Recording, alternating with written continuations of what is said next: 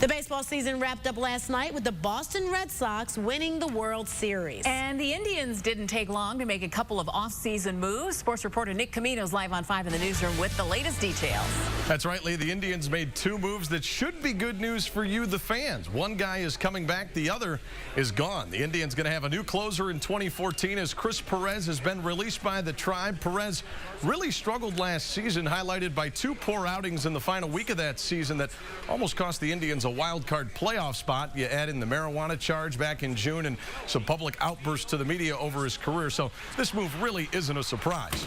Now, the Tribe also re-signed Jason Giambi. It's a minor league deal with a non-roster invite to Major League Spring Training Camp next February. Giambi now has a chance to break his own record as the oldest player to hit a walk-off home run, something he did twice this past season. Live on 5 in the newsroom, I'm Nick Camino. No fear of Nick Camino in basket tonight. That's right. And the Indians are going to have a new closer. They are. Chris Perez's time in Cleveland is over with. We will hear from Tribe GM Chris Antonetti about the move, plus find out who's back with the Tribe next season. All that plus Browns and Cavaliers coming up after the break.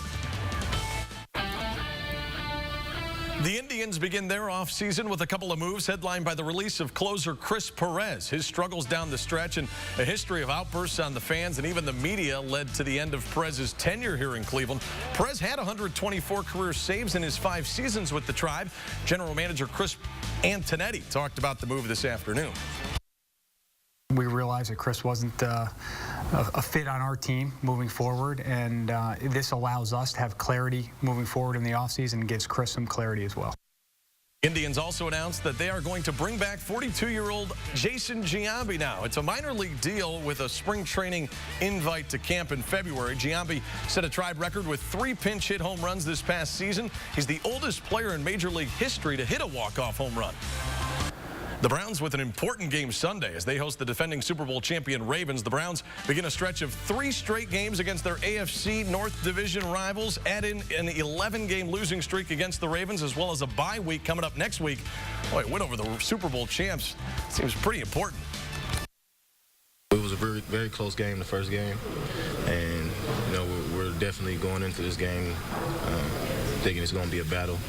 So we're prepared, and I know they'll be prepared, so it's going to be a good game. Cavaliers opened up the 2013-2014 season with an impressive 98-94 win over the Brooklyn Nets last night. They hit the road to Charlotte tomorrow, and then they'll play at Indiana on Saturday. Now, it remains to be seen whether or not Andrew Bynum will play, but it's nice to see him make his debut on opening night, even if it was just for a few minutes. He looked good, and you can tell we're a different team when he's out there. And the ironic part about it is, guys, I coached him for a year in L.A., and he still has room to grow. Preseason basketball rankings released today. Ohio State coming in at number 11 and 3rd in the Big Ten. Aaron Kraft was named first-team preseason All-Big Ten and a second-team All-American. We're back after a quick timeout.